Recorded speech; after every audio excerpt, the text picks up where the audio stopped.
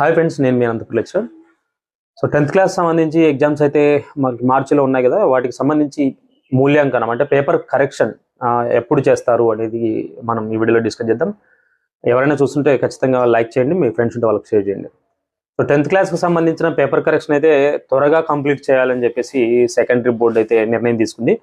So result త్వరగా ఇవ్వాలి, వాటికి సంబంధించిన విధి విధానాలు ఏవైనా ఎంట్రెన్స్లు ఉంటాయి కదా, వాళ్ళకి సంబంధించి వెళ్ళాలని చెప్పేసి ఖచ్చితంగా వాళ్ళ కోసం, స్టూడెంట్స్ కోసం ఈసారైతే రిజల్ట్స్ త్వరగా ఇవ్వబోతుంది. సో ఏప్రిల్ 4 నుంచి 13 వరకు అయితే పేపర్ కరెక్షన్ ఉండే విధంగా అయితే ప్లాన్ చేసుకున్నారు బోర్డ్ ఆఫ్ సెకండరీ వాళ్ళు.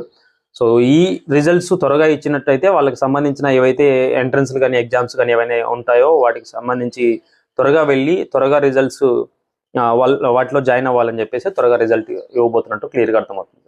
సో 10th క్లాస్ పేపర్ కరెక్షన్కి సంబంధించి ఏప్రిల్ 4 నుంచి ఏప్రిల్ 13 వరకు అయితే జరగబోతుంది.